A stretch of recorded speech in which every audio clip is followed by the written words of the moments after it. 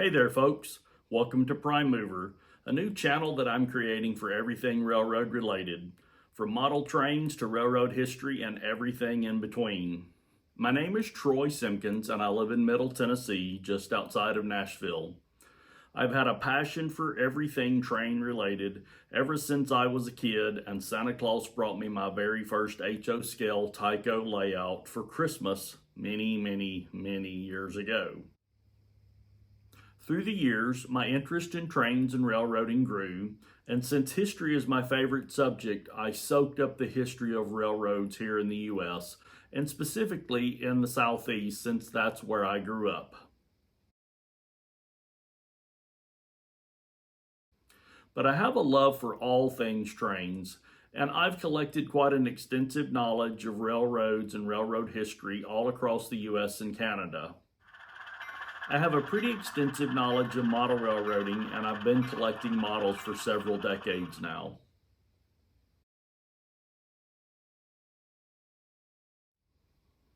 I've sort of been toying with the idea of doing a YouTube channel or a railroad blog for several years now, but my spouse has finally convinced me it's time to bite the bullet and get on with my online venture.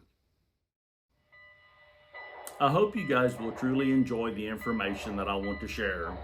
I know there's a lot of you out there, just like I am, who love trains from every skill level, starting with beginner all the way to railroad historian and master model railroader.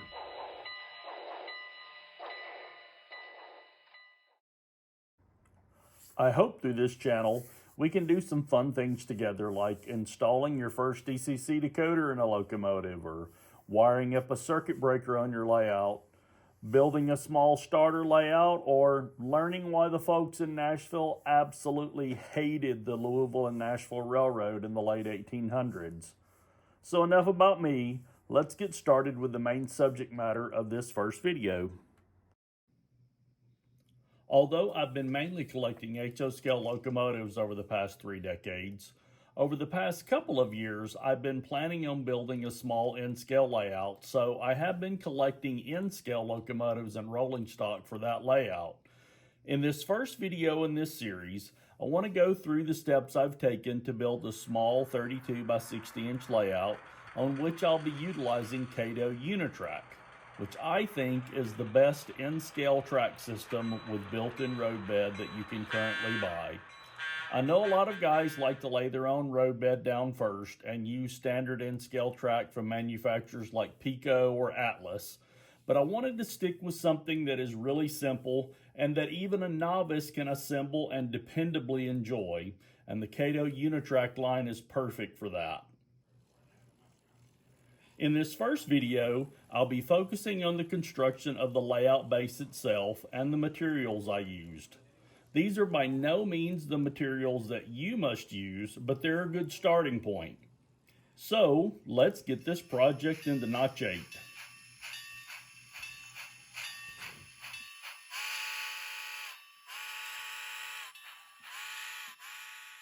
So since I'm going to be assembling this layout in my office slash project room slash exercise room, I actually got all the parts to the table for the layout pre-cut, and I've just got them up here. I had let the wood sit up here in this office for about 72 hours to precondition to the climate so that you don't get some twisting and warping of the wood when you get ready to cut it and use it. So I did use 11/32 thick plywood because I'm trying to keep this table as light as possible, so I didn't want to use really thick plywood. And once you have the bracing underneath it, it'll be nice and sturdy, and then you put the styrofoam on top of that. So these are the parts that will build the layout. I'm on a Mac, so there's not as many options as there are for people who use a PC or Microsoft operating system. But Rail Modeler Pro is a really good choice if you're using a Mac. And you can download this from the Mac App Store as well.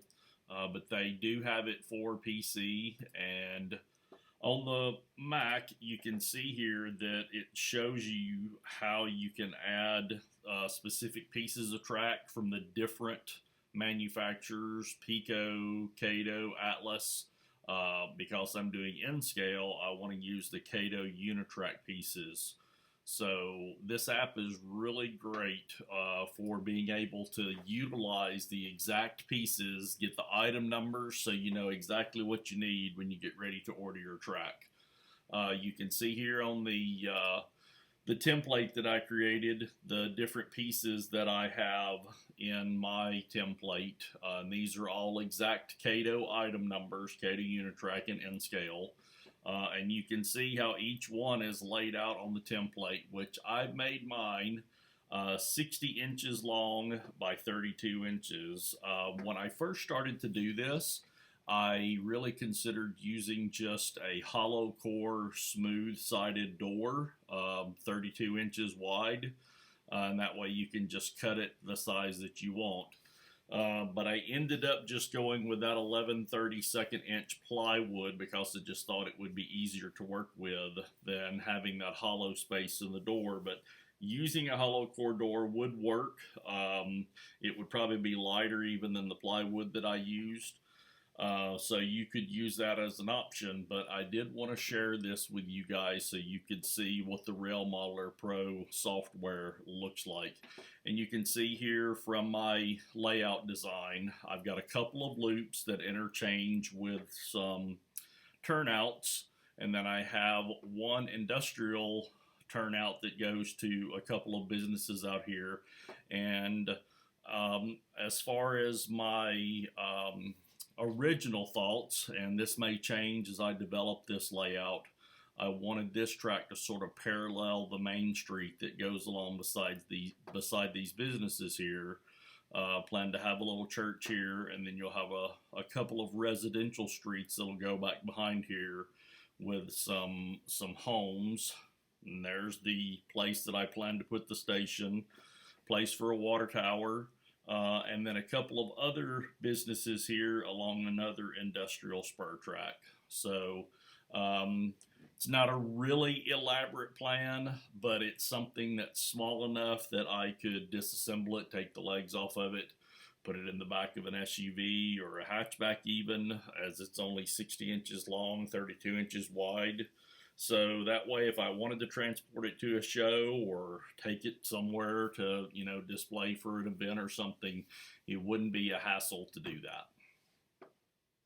So now I've got my, it's just an image of my track template pulled up here, zoomed out, so that I need to look at where the measurements are on the layout so that when I'm putting my cross bracing underneath the plywood, that I don't actually put one of the cross braces right where it's going to go over where I need to drill a hole for the wires to come through for these turnouts. And I'm using these Kato, they're number 20-221, 19-inch radius, 15-degree turnouts. So we're gonna look at where the wire needs to come through on these.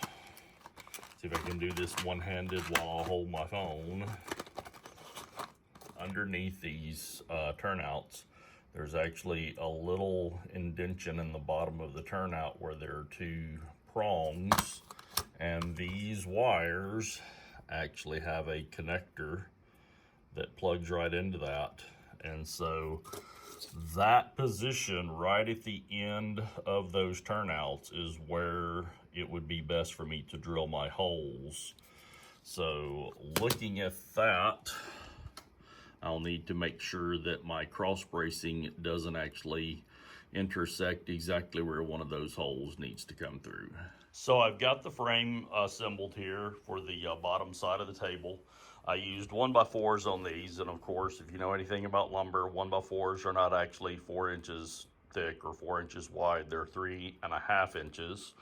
I ended up just using number 6x2-inch wood screws, which are fine for securing something that's going to be light, and this table isn't going to support any kind of heavy weight or be under any stress. So on the corners, I did use 3 screws to make sure it's good and snug. And then I just used 2 screws for each of the cross members in the middle. With that center board, I made sure there were no holes coming through for my turnouts, and the 2 boards on each side ended up being 15 inches out from that center position. So all I need to do now is get this flipped over and get the top screwed down. All right, so we've got the plywood screwed down to the top of the frame. I did run into an issue when I started working on that, in that the screws that I used, the number 6x2, they have a fairly narrow head, if I can get my phone to focus on this. And as I tried to countersink them a little, 2 screws in a row, the head broke off. So luckily I had some deck screws that were just a ½ inch shorter, which would be fine for securing this plywood. So I just used these and they work fine. But we do have the plywood secured down, so the next step will be to go ahead and get this thing turned up on its side and start assembling the legs and getting those attached. So we now have the legs attached to the top of the table frame. I did actually use bolts and wing nuts to secure these legs, and just made a little bit of a countersink to the hole here so everything would be flush if I want to put fascia on the side of this. I just used 2x4s ripped in half for the legs. I'm trying to keep this as light as possible so it can be moved around. I did have to use some cross bracing on the back there because it was a little bit wobbly if you went with it back and forth, so the cross bracing makes it a little more stable. If you want to know the height of this table, I wanted to make this pretty high. It just makes it easier when you're working on stuff, and especially if you're taping, videotaping. So this is about 49.5 inches tall. I did actually use some adjustable furniture legs that can be screwed in and out and add up to 2.5 extra inches. And that also helps, like if you're taking this somewhere for display and the floor is a little uneven, it can help you get it level and so you don't have any wobbles in it. So that is the layout table frame assembled with the legs on it. So if you're still here, that means you made it all the way to the end of this video, and I appreciate you staying. I hope you enjoyed the information that I shared. We got to see some cool trains and learn how to build the Benchwork for a small N-scale starter layout. In the next video in the series, I'll be adding the styrofoam to the top, getting all the Kato Unitrack, I said it right that time, getting all the Kato Unitrack out and making sure everything fits before we secure down the styrofoam risers and the track to the layout. So I hope you'll come back for that. But I have one final thought to leave you with, and that is, do you know how locomotives hear? Well, they use their engine ears.